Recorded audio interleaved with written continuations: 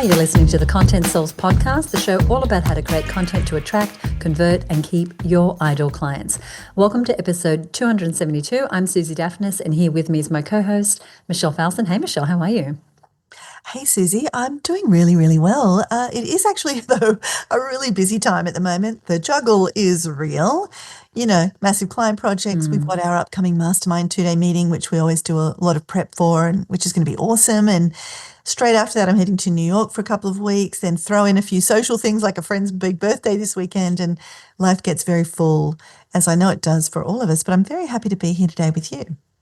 Thank you. Yeah, and I can totally relate. As we're recording, I'm preparing for a long-ish time away overseas. And so it's been, I don't want to say chasing my tail, but juggling all the things. And, you know, business owners are listening to the show. As business owners, we're juggling a lot. So I'm not alone. I know that. And there's always a next project or a deadline or a target or a challenge to navigate.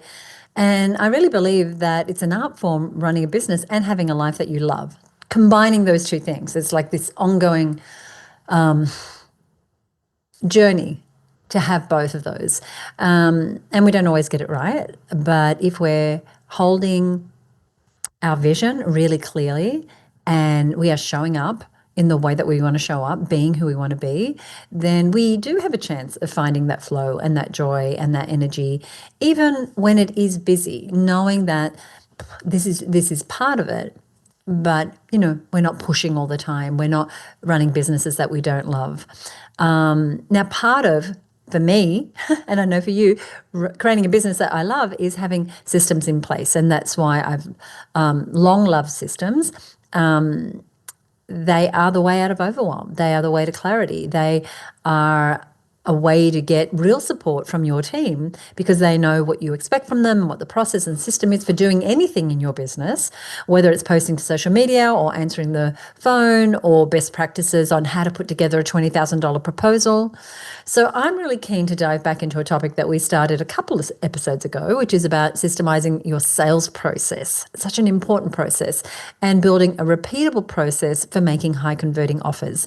So this officially is part 2 of that episode. It sure is. And there was so much good stuff when we created the earlier episode that we really couldn't limit ourselves to fitting it all into one, because we're not just talking about why systemizing the sale is so important. I think a lot of us get the gist of that, but there are some really specific reasons why it's so important. But we're also walking you through a self-check-in kind of process, a self-rating process. So you can identify the parts of your sales process specifically that maybe need some help, that are still missing vital systems. So we're looking at what's missing and then what you can do about it. And we're using a comprehensive 9-part self-check-in where you can rate yourself on each of these 9 areas for systemizing your sales. Are you red, which is not really systemized at all, and think of it like a traffic light system? Red is, you know, stop, not going forward, stuck. So red's not really systemized at all. Orange is some systems, but they need work. Or green is I'm systemized and I'm happening. And we're going to be showing you that red, orange, and green kind of framework for each of the things we talk about today. And in the earlier episode on this topic, which is episode 270, has the same name as today's show. You'll just see it says part 1, and we're going to include a link to that episode in today's show notes. We actually covered the first 5 parts of this 9-part self-check-in in that earlier episode. So we encourage you to go back and listen to that show if you haven't already heard it. And before we kind of get into the final 4 parts, we thought it would be useful to give you a summary of those first 5 parts that are in the earlier episode. And so these are the things that we've identified as key areas for your sales systems. And so the first is your sales goals. What does success look like? How many sales and how much revenue do you need? Or how much do you want to create? Because your sales systems need to be built around achieving those goals. So get clear on that first. The second area for systemization is your ideal client. How well are you clarifying and documenting who your ideal client is? And we give you tips on how to rate yourself on these things. The third is high converting offers. Are you using all 7 elements of an offer? And we share what they are on that earlier show. And are you documenting that offer? And are you creating a system for regularly optimizing that offer? Number 4 is sales funnels. Do you have a step-by-step process for helping someone go from not knowing you at all to buying from you? What is that process? And have you documented that and shared that with your team? And finally, the fifth thing we went into on that earlier episode, the fifth sales system that you want to consider how much you need to do on it in terms of systemization, is your marketing calendar. What's your system for organizing your marketing calendar and getting strategic and planning ahead? How are you using your time, and what are you doing to sort of slot the right thing in the right order in your year? So they're the first 5 parts of this 9-part self-check-in, which is all around getting more systemized with specifically your sales process. And you can get more details. We go deeply into each of those in episode 270. And like Michelle said, we will link to that episode in our show notes, so you can check that out if you haven't listened to it already. It doesn't matter if you listen to them out of order, but we recommend that you listen to both. But today, here on this episode, we are looking at the remaining 4 parts that we didn't cover in part 1. And once again, we're going to give you a chance to rate yourself using the red, orange, and green traffic light system that Michelle mentioned on these as well. And the rating isn't to see if you are underperforming. This is a judgment-free zone. The only person judging would be you, judging yourself, but we're not judging. And it's impossible for any of us to be green on everything all the time in business. But knowing when you're in the red and the orange bands, it does help you see the areas that you might really need to focus on or want to focus on, and it might explain why you're not getting the sales you want, or it's just so hard to get those conversions.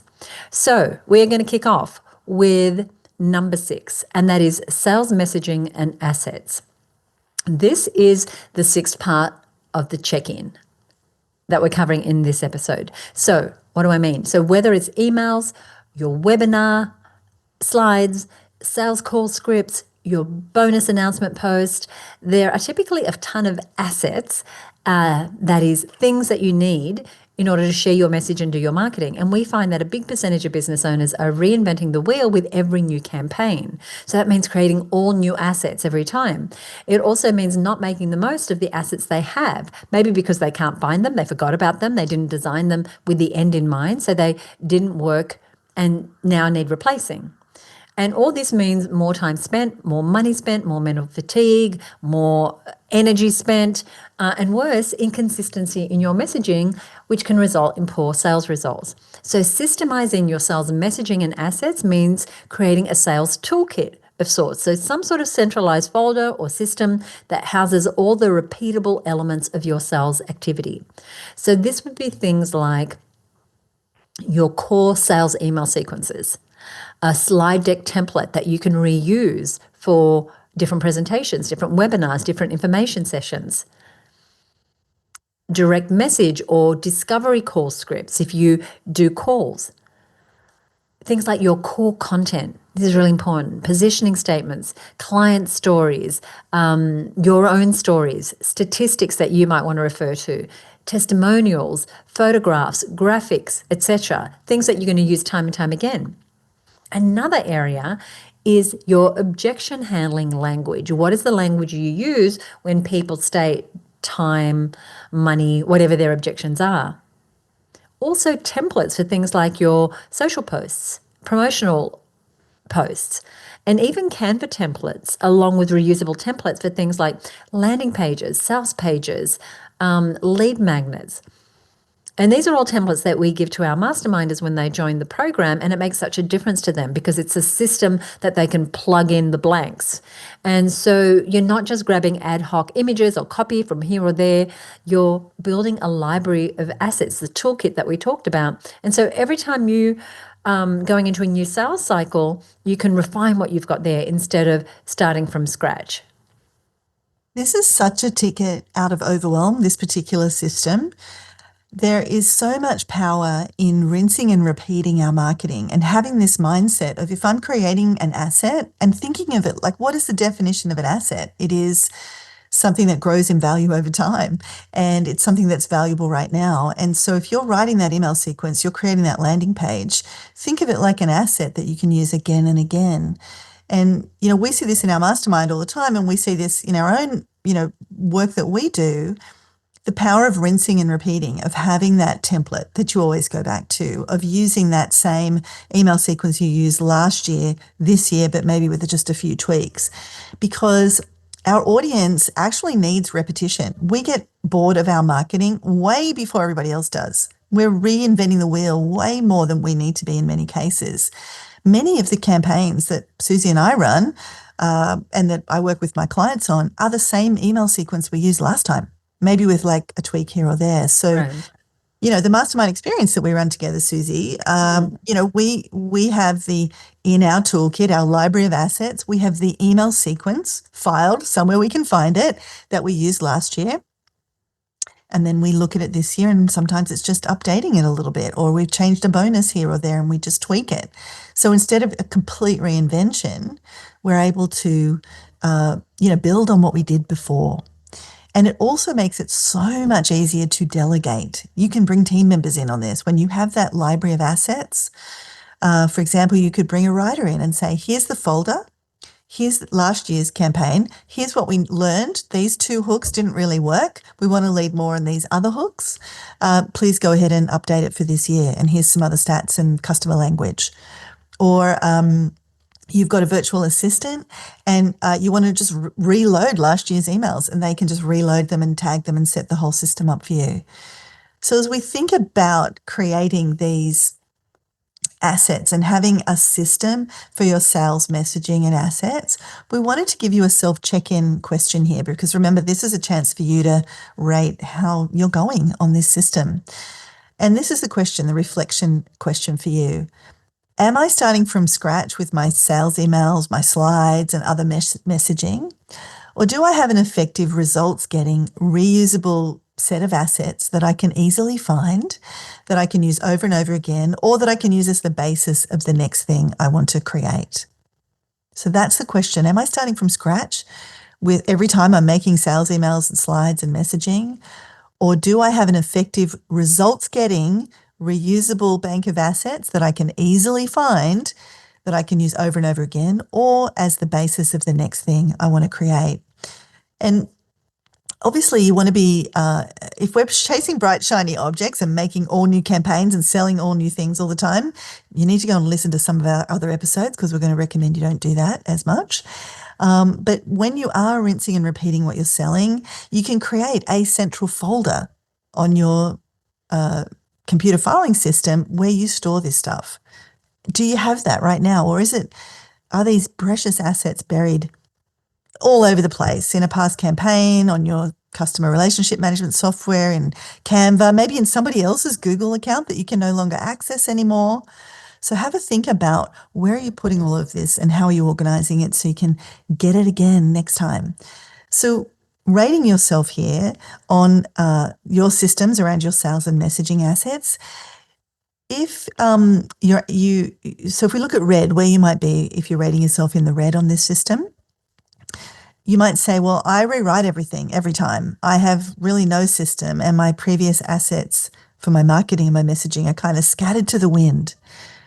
If you're in orange on this, you might be someone who says, well, I do actually reuse some things, but they can be hard to find. I'm often digging around and trying to remember, when was that? And, you've got to do some digging. And I often find I do need to redo them anyway, because they didn't hit the mark. And so or I've changed things up so much. And if you're in green, you might be saying, I have a system for naming, labeling, and storing my sales and marketing assets. I reuse them often, and I do keep them updated regularly.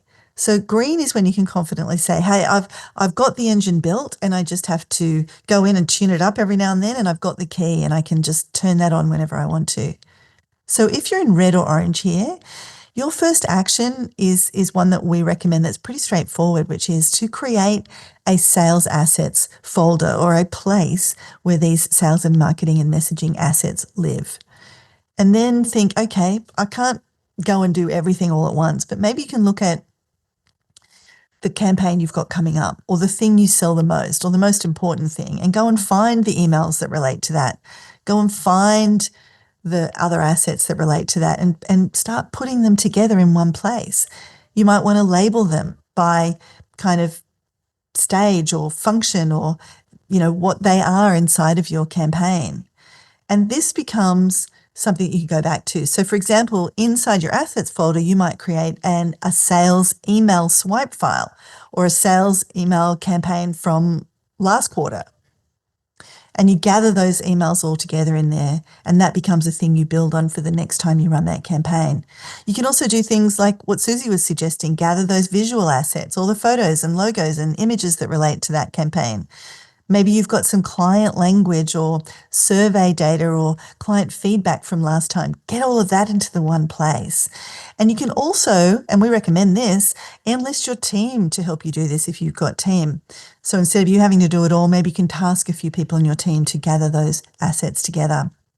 And then next time, instead of writing from scratch, you're going to start with this really valuable assets folder, and you've got a starting point. You've got what you used last time, and you've got all the things there right at your disposal so you can tweak it as you need.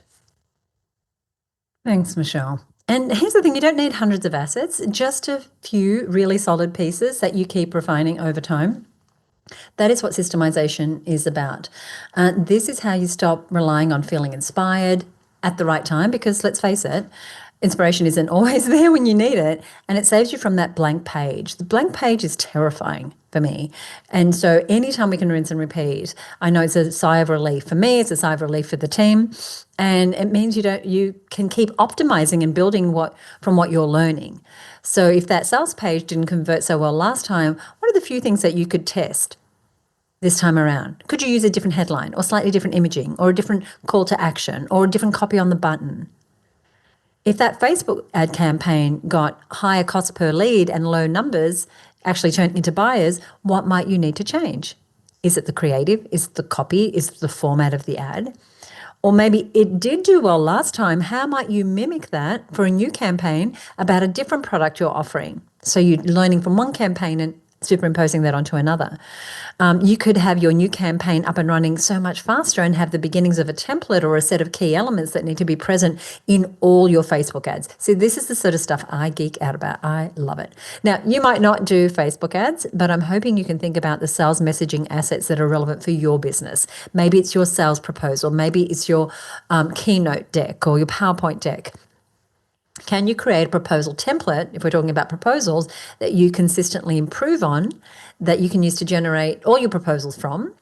And this is really great for increasing conversions and ensuring that the team is adhering to the best practice and nothing ever gets left out, right? If we're starting a proposal from scratch every time, how do we know we're not going to miss something? So if you're using a templated, systemized way, you're never going to forget to include that key piece of information or that testimonial that always gets the customer leaning into you. So we've actually got, speaking of proposals, a really popular episode that we did. It's a 2-part episode on winning proposals and how to get more clients to say yes more often. And you might want to check that out if you realize that you need a better proposal template. We're going to link to those 2 episodes in today's show notes. And so I'll give you the details for that a little later on. There's just so many great past episodes as we kind of keep referencing all of these that you can bring into any one of these areas if you're finding you're in that sort of orange or red category. So once you've got your messaging assets handled, and I love that you geek out on that, Suzi, you've got so many great systems around looking after assets and making things more effective and efficient, and what quantity of content and the speed at which you can get it out is a testament to having that systemized so well. So once you've got your messaging assets handled, the next system to look at is what happens after someone shows interest but hasn't said yes yet. This is a really important part of your sales process. It's that lead, it's that person that's clicked on your first thing but hasn't yet crossed the line and given you the purchase order or done the handshake with you or clicked the buy button. And that's where the 7th sales system that we want to focus on comes in, and that is follow-up. And unfortunately, this is where a lot of sales are lost really unnecessarily because there's just not a good enough follow-up system or sometimes any follow-up system in place. So sometimes even when your content is dialed in, your offer is great, you've got those marketing assets all handled, you're clear on your sales goals, you've done a lot of the systemizing we've talked about, And you're getting that person who seems interested. They're clicking on things, they're getting on calls with you, etc. But they still don't buy straight away. Everybody's going to have that person in our lives. Not everybody's just going to come through and go, yep, let me hand you a check. There are going to be those people that say I'm interested, but they're not buying right now. But maybe they would buy next week or next month or next quarter if you had an effective follow-up system in place. And this is where that falling through the cracks tends to happen. And maybe as you're listening, you're cringing a bit because you're like, oh, I've got several cracks in my business that I know these hot leads fall through. And it's simply because there's no follow-up system in place. And it can be so easy to fall into this trap.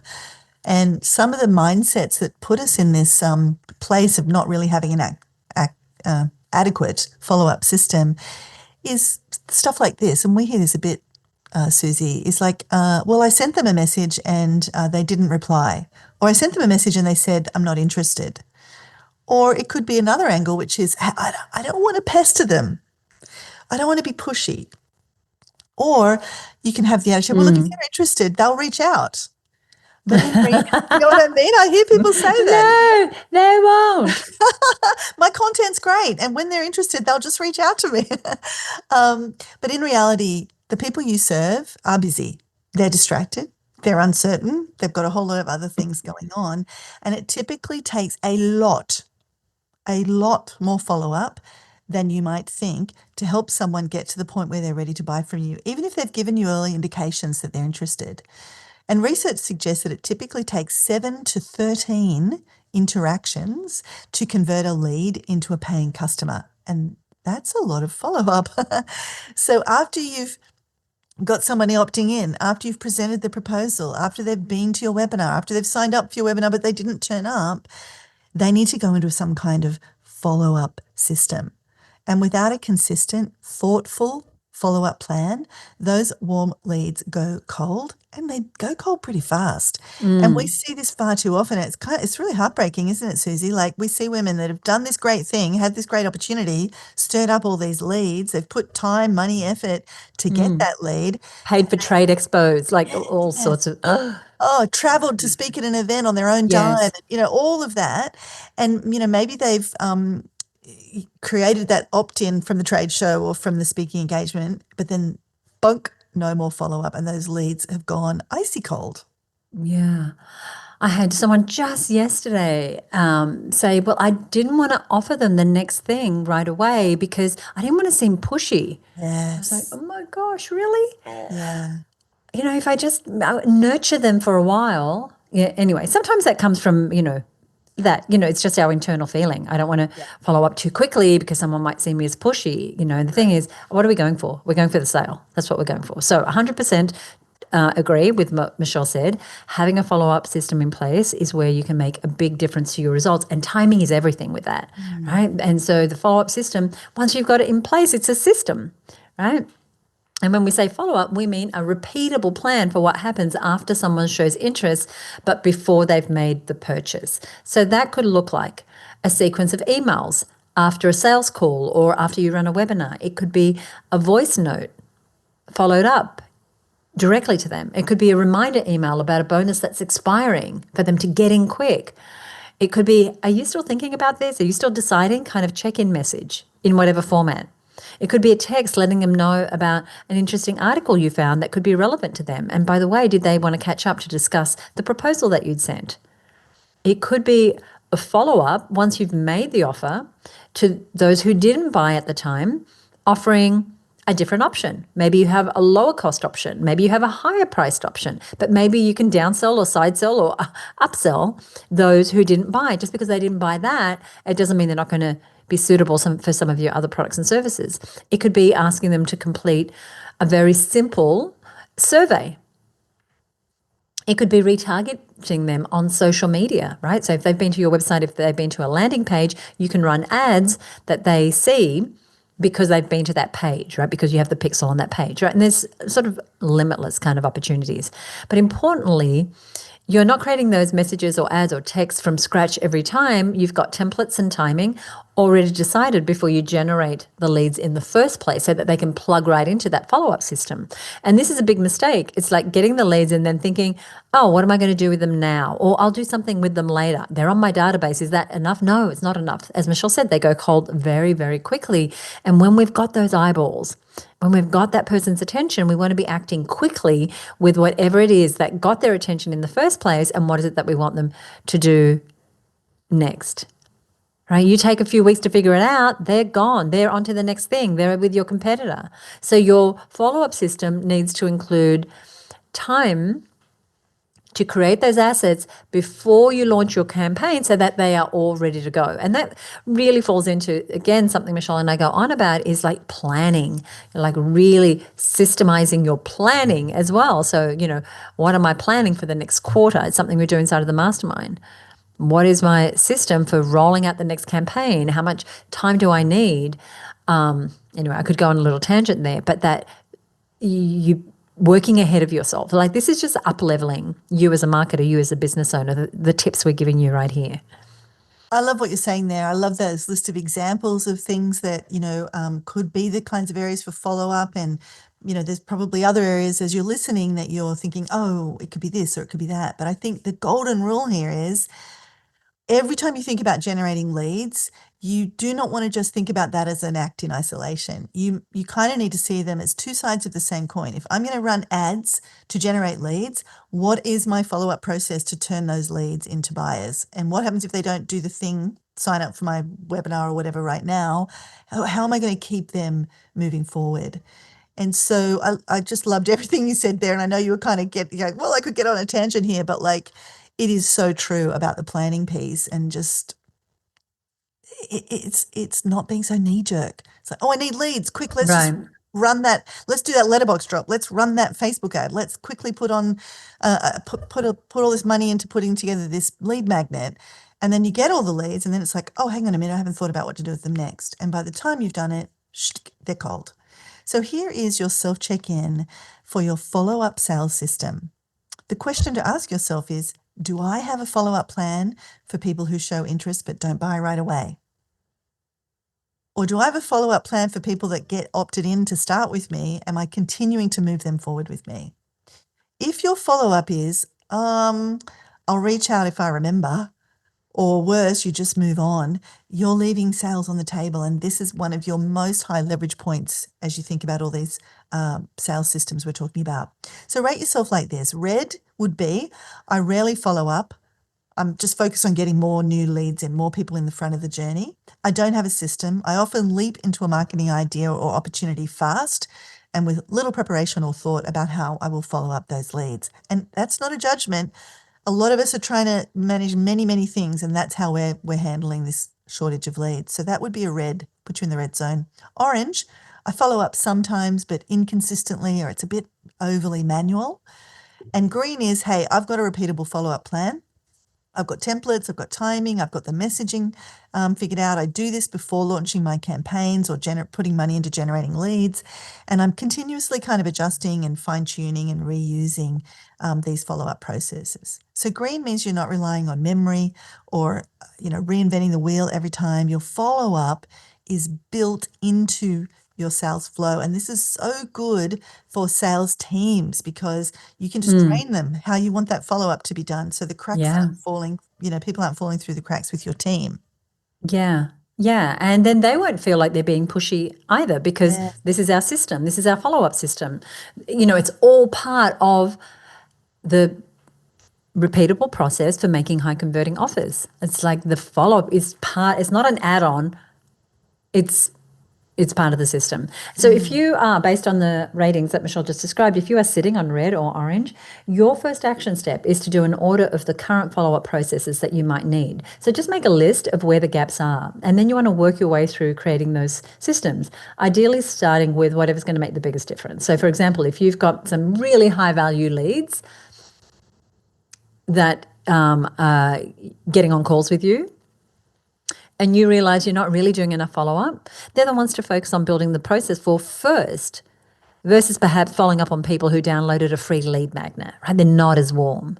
And we have got a bunch of resources no surprise to regular listeners, on how to create follow-up campaigns. So episode 59 is how to reach out to your audience after losing touch. And episode 8, way back when, was how to create an email nurture campaign. And we're going to put links to those and anything else that we mentioned that we feel would be a really good companion for this in our show notes. And I'm going to tell you we can get the show notes a little later on. And a wonderful part about getting these systems in place is that you don't have to be the one doing them. If you have a team or even a part-time virtual assistant helping you, this is the kind of thing that they can implement on your behalf, but only once you've systemized it. Only once you've systemized it, right? That's the key to freedom, is putting these systems in place. So true. And I've just been thinking about what you said, like this is really how you level up. This is how you level up your marketing and yourself as a business leader and how you level up your team. So I think that's absolutely true. So let's just say you've got your follow-up system sorted. Yoo-hoo! We want to move on to the 8th area to be thinking about systemizing your sales. And we're going to zoom out a bit and look at how you actually measure what's working and make better decisions over time. And that's what we cover in this idea of your sales reporting and metrics. How are you systemizing your sales reporting and metrics? That's our 8th kind of area for this 9-part sort of self-check-in that we're asking you to do. So you've made the offer, you've followed up, hopefully you've converted some leads into clients, but there's still one more piece that gets skipped, and that's having a system for capturing your sales and marketing numbers so you can know how close you are to your goals at any point. And you want to understand, like in the lead up, let's say you're launching a big campaign and you need to have 1,000 people sign up for your challenge or your webinar or whatever it is. You want to know as you lead up to that date of the webinar, how many people have we got registered? If you're only at 40 people and it's on next week, you've got to hustle, you've got a problem. So you want to know those numbers in the lead up to your promotional campaign so you know when to ramp up, when to dial things up, when to hit the emergency button, when you're on track.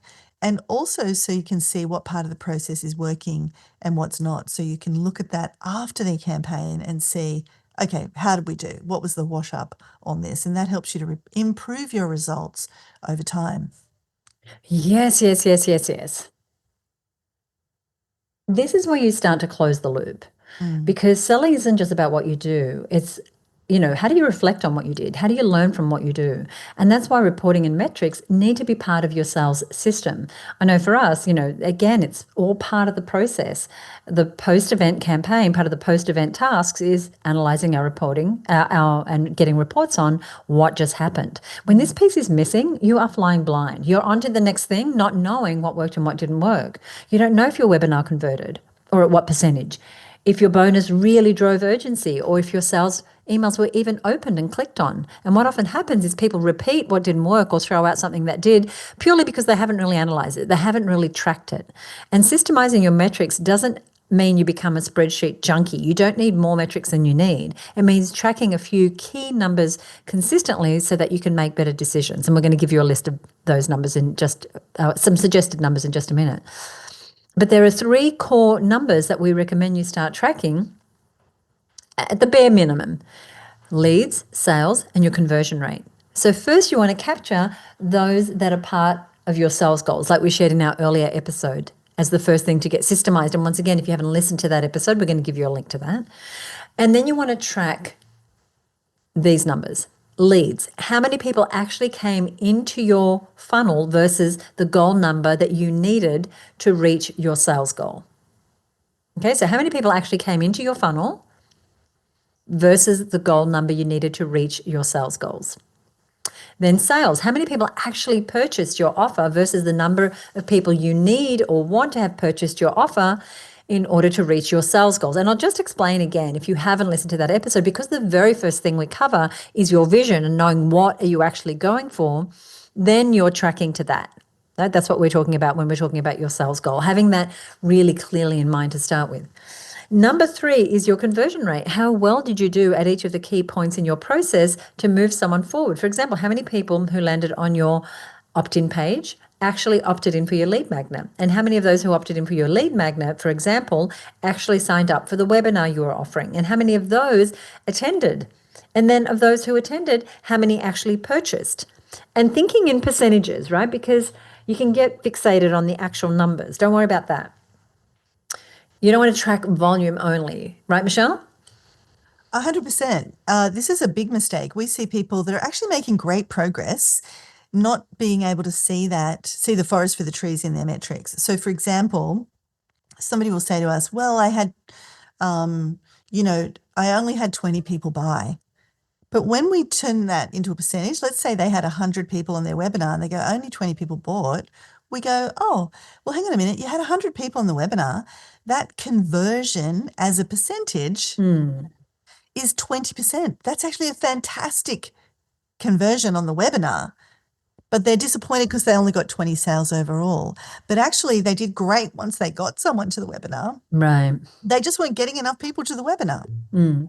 So understanding those conversion metrics as percentages helps you to see, oh, actually, that was pretty good as a percentage, because percentages allow you to sort of compare apples with apples across campaigns. So if you did the webinar last month and you had 17 sales, but you had 300 people on the webinar, that's hard to hold in your head how well you did. But when you can make that a percentage, then this month when you have 353 people on your webinar and you sell 26 of them, that those all just looks like a blur of numbers. But if you convert those to percentages, you can say, oh, I had a little uplift, or oh, I went down, or you can see the forest for the trees. So think in percentages.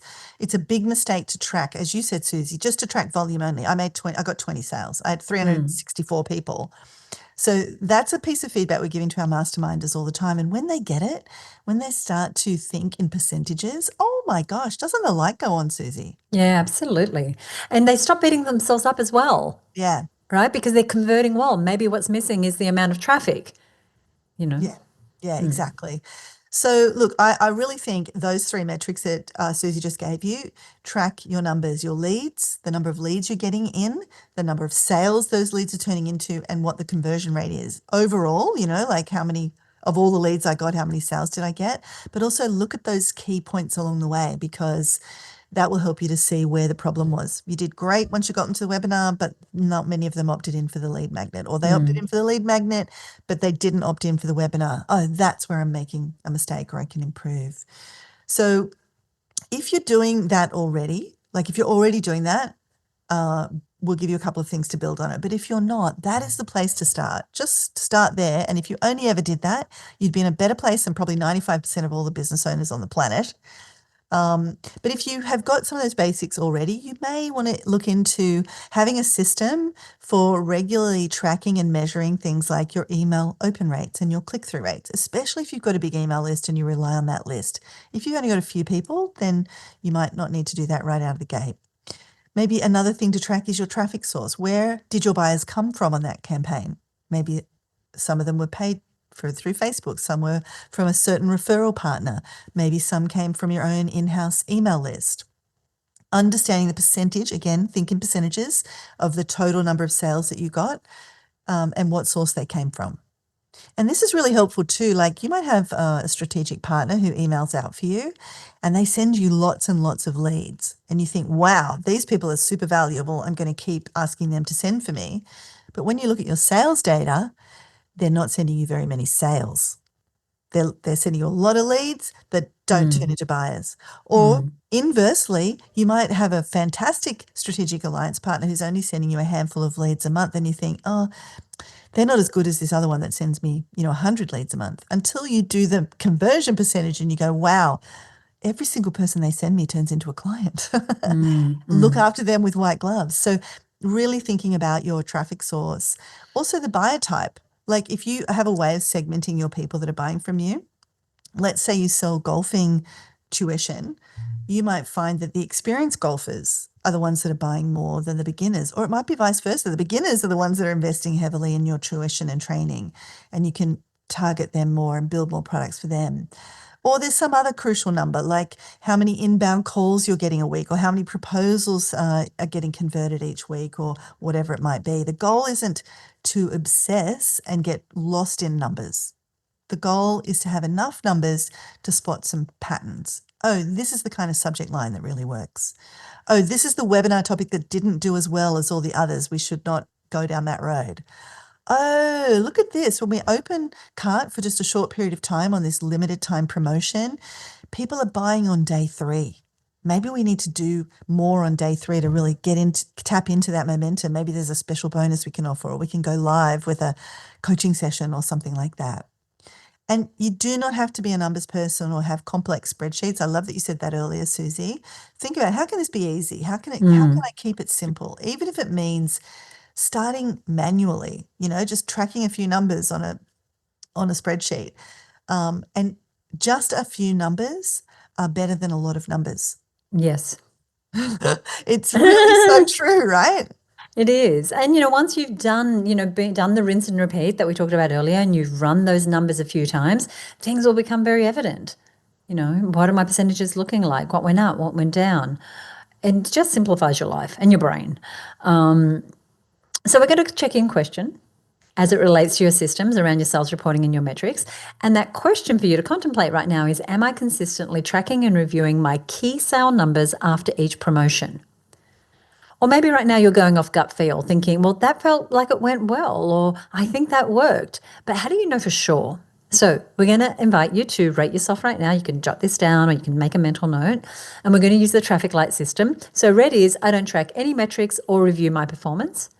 Orange is, I check some numbers, but inconsistently and only when something goes wrong. And green is, I track my core numbers after every sales cycle and I use that data to improve future performance. And remember, this isn't about having perfect data or perfect tracking. It's about having useful data that helps you refine your sales system over time. So if this is an area you're not systemized in, then your next step is simple. Just create a simple sales metric sheet. It could be a Google sheet or something on your whiteboard or whatever is easy for you. And before each sales activity, add your sales goals, leads, sales conversions, and then after each sales activity, whether that's some sort of promotion or launch or webinar or a series of calls or some outreach, through LinkedIn, however you do what you do. And it also could be after a particular time period, weekly, for example, capture and review those numbers. How did you do? How many leads came in? How many people bought? What was the conversion rate? Simple, simple, simple.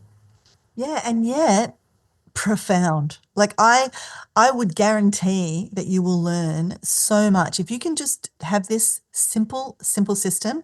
And I've seen people revolutionize their business by just putting this on a whiteboard and updating it and just learning from it. Or another easy way to do it, if you have a team communication channel like Slack, just posting, here's what our goal was and here's what our actuals were, and just doing that on a regular basis, you will improve so much faster. Like, because your cycle of iteration, like you're learning quickly and realizing, oh, when we changed that, results went down. Or when we did this other thing, results went up. So what you count counts. That's a famous quote. I think it was by Chip Connolly originally. What you count counts. So what are you counting? What are the metrics you're looking at in your business? And if you want more sales, start counting the metrics that relate to sales. And this is how you go from random acts of marketing, which is just a ticket to overwhelm and no sales, to a refined sales machine, is building this part of the process, those sales and conversion metrics into your daily life. I used to have a system when I used to do a lot of marketing for a company that had a really big email list. Every morning, the first thing on my desk were those numbers from the day before. How did we go with our open rates? How many of those opted in? How many of those converted to sales? And I was able to tweak and refine or spot a problem right out of the gate. So that's number 8. How are you systemizing your sales and marketing metrics? And now we want to look at the final piece of the system, of this 9-part process that we're kind of encouraging you to look at, one that ties everything together and ensures that your next sales cycle, whatever that is for you, maybe it's a weekly cycle, maybe it's the next launch, maybe it's the next monthly promotion, is better than your last. And this is number 9, your sales debrief system. This is the part I would say 99% of businesses skip. And yet I think it's one of the most crucial things to accelerating your growth as a business owner. Because once the card is closed or the promotion is over or the deal's been won or lost, it's tempting just to move on to the next thing, right? We're thinking, oh, okay, I've got to get another sale or another lead or another promotion. But if you don't run a proper debrief of the thing you just did, you miss one of the most valuable opportunities in your business. And that's the chance to make your next sales cycle smarter, faster, and more effective based on what you just learned, based on what you just did. And Jeff Walker, who pioneered the product launch formula, model, a real kind of OG of the online internet marketing world, a mentor of mine, a friend of mine, he says, the fortune is in the debrief. The fortune is in the debrief. And he's a marketing guy. He's a guy that's all about generating leads.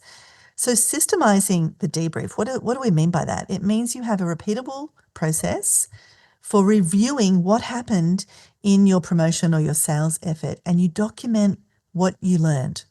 You're not just reflecting casually, you're actually capturing those insights in a consistent way, ideally in some sort of shared document or folder that involves your team, that you analyze consciously and at a set time after the completion of your program or your promotion, and that you can revisit and learn from to improve for next time. So here are the 5 core questions that we recommend that you incorporate into your debriefing.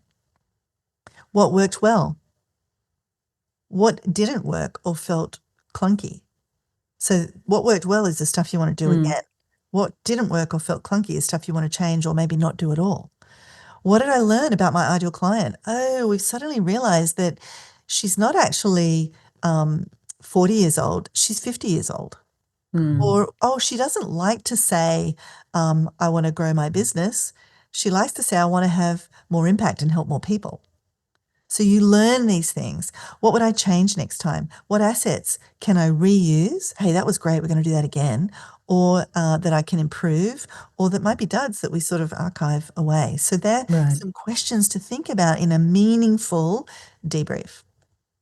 And what's important about what you're saying there is that when you do it as part of your system, you do it while you're fresh, not the next time you go to do it, which could be weeks, months, years later, and you've lost a lot of that intelligence, or the team members who worked on that are no longer with you or whatever. The timing of that debrief, I think, is really important. And it can take just 15 to 30 minutes. We do this with our team. But it creates exponential return on investment because you're not just reacting, you are refining. And so we have a self-check question for this system, and that is, do I run a formal debrief after every sales cycle and capture what I learn?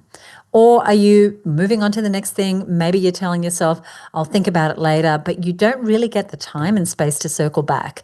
And when you do come back to it, a lot of what you learned is maybe faded away into the background. So go ahead and rate yourself. Red in this instance is I never debrief. I move on without reflection. Orange is I think about what worked, but I don't really capture it anywhere. So you're thinking about it, but you're not perhaps documenting it so that you have it there to go back to. And green in this instance is I have a debrief template and I use it every time, saving insights in a document that I can reference later. So green is when your business is learning, it's evolving, you're not just running the same cycles over and over again, expecting different results, that old definition of insanity. So if you are red or orange here, your next step is to create a really simple sales debrief template. Now, you can set it up in a Google Doc with those 5 questions that we mentioned earlier. What worked, what didn't, what did I learn about my buyer, what would I change next time, what assets can I reuse or refine? And maybe someone on your team can gather this data for you, right? Maybe you don't need to do this. That's the system. Whose role is it to get the debrief information together? Yeah, and you can kind of crowdsource that information. So there's a process that I learned from Ryan Levesque called the Do Different process. And so at the start of every campaign that we worked on together, we would create this Do Different spreadsheet. And we would share it with the entire team that was involved in the marketing and delivery of that campaign or that program or whatever it is.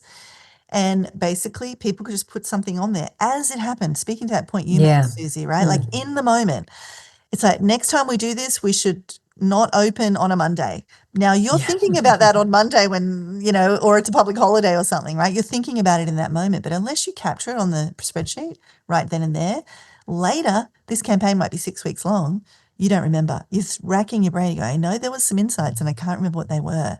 So having that, opening that document right at the start of the campaign and sharing it with your key team members that have insights to give you.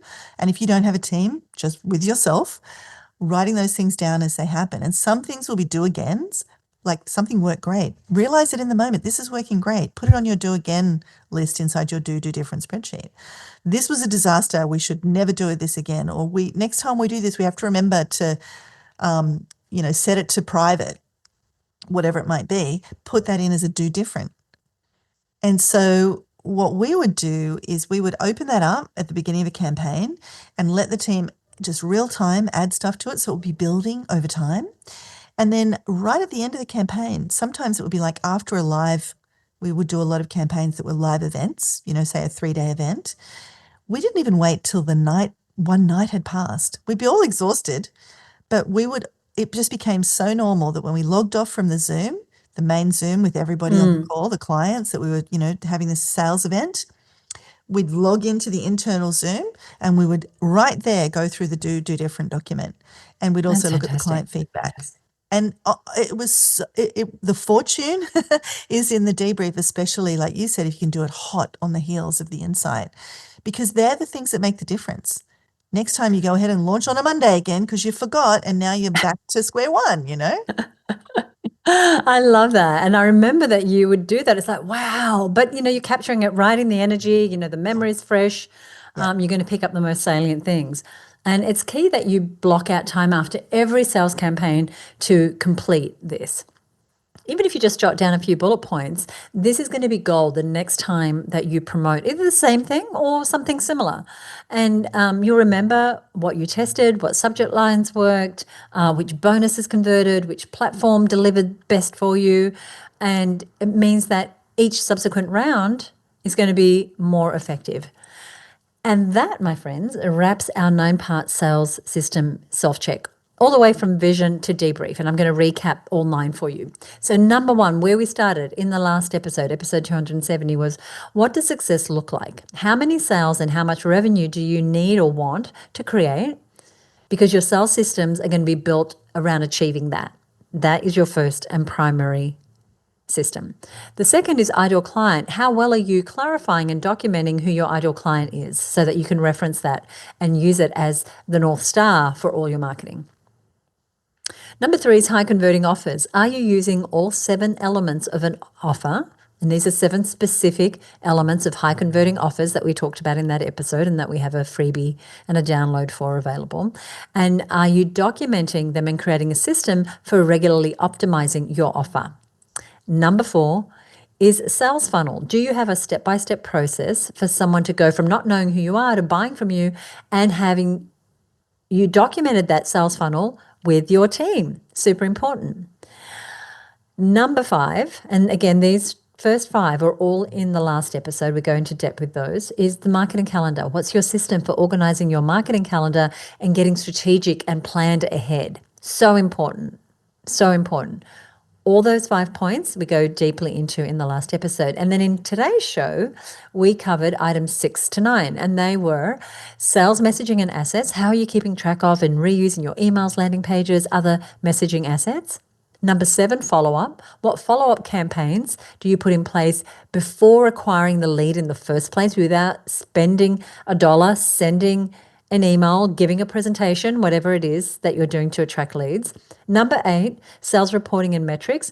Are you capturing vital metrics about your campaigns and sales results? 3 specific areas: leads, sales, conversions, and not over complicating it. And then your debrief. Are you regularly debriefing your sales activities and learning from those activities so that you can consistently improve your results? And of course, we gave you the tip of doing that as soon as you can after the activity, so it's all nice and fresh. What a list. I mean, if you could shift from even just red to orange in even some of those, it's like game changing. Yeah. And,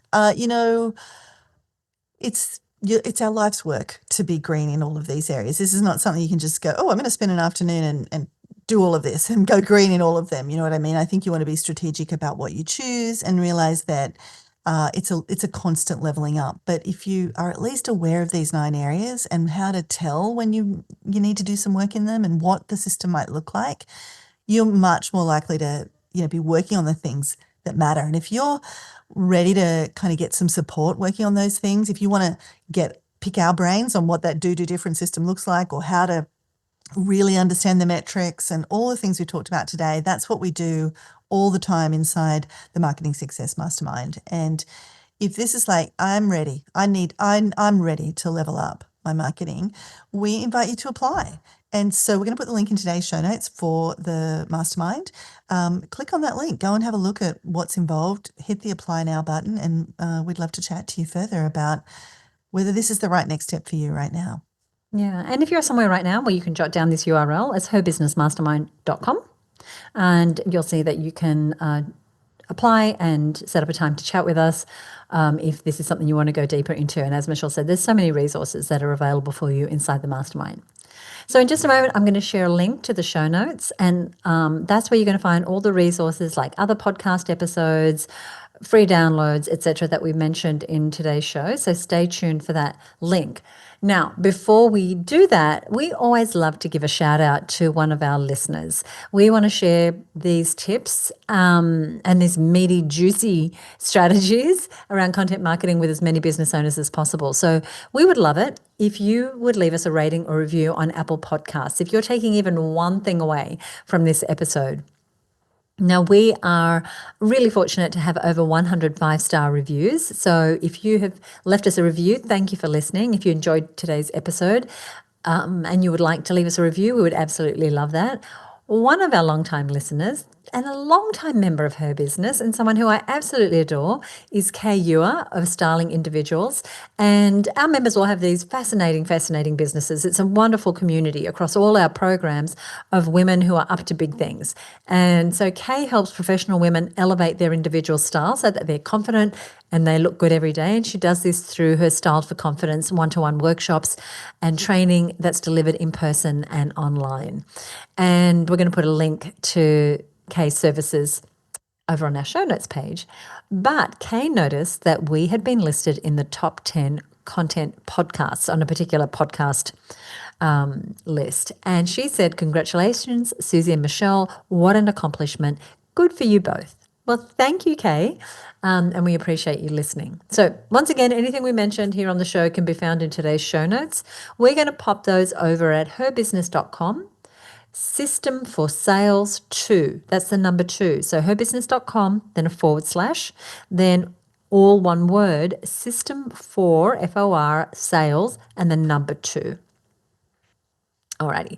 So we have got a fantastic episode coming up.